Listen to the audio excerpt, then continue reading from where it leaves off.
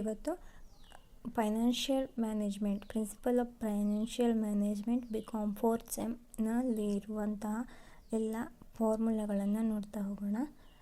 ಮೊದಲಿಗೆ current ratio is equal to current assets divided by current liability.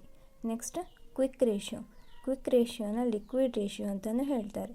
Liquid ratio is equal to liquid assets divided by liquid liability or quick assets divided by quick liability. ಮೂರನೇದಾಗಿ proprietary ratio is equal to shareholders fund divided by total assets. Shareholders ಫಂಡ್ನಲ್ಲಿ ಏನೇನು ತೊಗೊಳ್ಬೇಕು ಅಂದರೆ paid up equity plus preference share capital plus reserves and surplus plus profit and loss credit ಬ್ಯಾಲೆನ್ಸ್ನ include ಆಗಿರುತ್ತೆ. Total assets include all fixed assets and current assets. Fourth one ಡೆಬ್ಟ್ equity ರೇಷಿಯೋಲಿ external equity divided by internal equity. External equity ಅಲ್ಲಿ long term liability only include ಆಗಿರುತ್ತೆ, short term ಲಯಬಿಲಿಟಿಗಳು ಬರಲ್ಲ. Internal equity ಅಂದರೆ shareholders fund.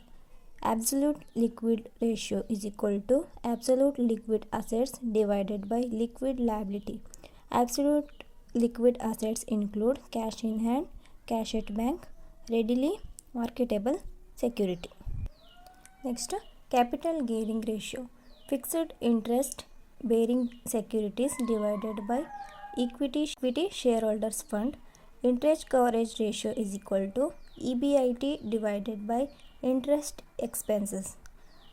Eighth one, gross profit ratio is equal to gross profit divided by net sales into 100. Net sales is equal to total sales minus sales return. Gross profit is equal to net sales minus cost of goods sold. Cost of goods sold is equal to opening stock plus purchase plus direct expense minus closing stockನ ಮಾಡಬೇಕು.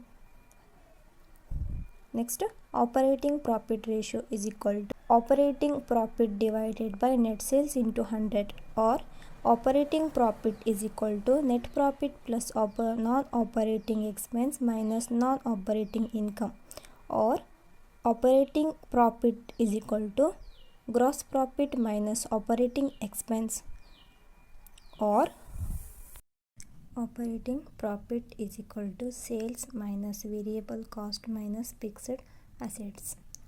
Next, return on equity capital is equal to net profit available to shareholders divided by equity share capital into 100 or net profit available to equity shareholders divided by equity shareholders fund into 100.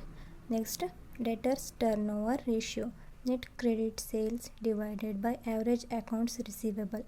Next, debtors collection period is equal to number of months divided by debtors turnover ratio. ಅಂದರೆ ಇದು monthly calculate ಆಗುತ್ತೆ, ಅಂದರೆ ವರ್ಷದಲ್ಲಿ 12 month ಇರುತ್ತಲ್ಲ ಹಾಗೆ.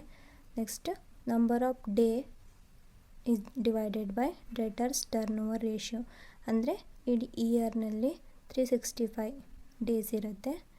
Next number of week divided by debtors turnover ratio. Week ಅಂದರೆ ಇಡೀ ವರ್ಷದಲ್ಲಿ 52 ವಾರಗಳು ಬರುತ್ತೆ, ಹಾಗಾಗಿ ಈ ಥರ ವರ್ಷದಲ್ಲಿ ಎಷ್ಟು ಮಂತ್ಸ್ ಆ್ಯಂಡ್ ಡೇ ವೀಕ್ ಆ ಥರದಲ್ಲಿ ಕ್ಯಾಲ್ಕುಲೇಟ್ ಮಾಡೋವಂಥದ್ದು. ಇದ್ರ ಮೇಲೆ ಪ್ರಾಬ್ಲಮ್ಸ್ ಬೇಕು ಅಂದರೆ ಕಮೆಂಟ್ ಮಾಡಿ ತಿಳಿಸಿ. ನೆಕ್ಸ್ಟ್ ವಿಡಿಯೋದಲ್ಲಿ ಸಿಗೋಣ.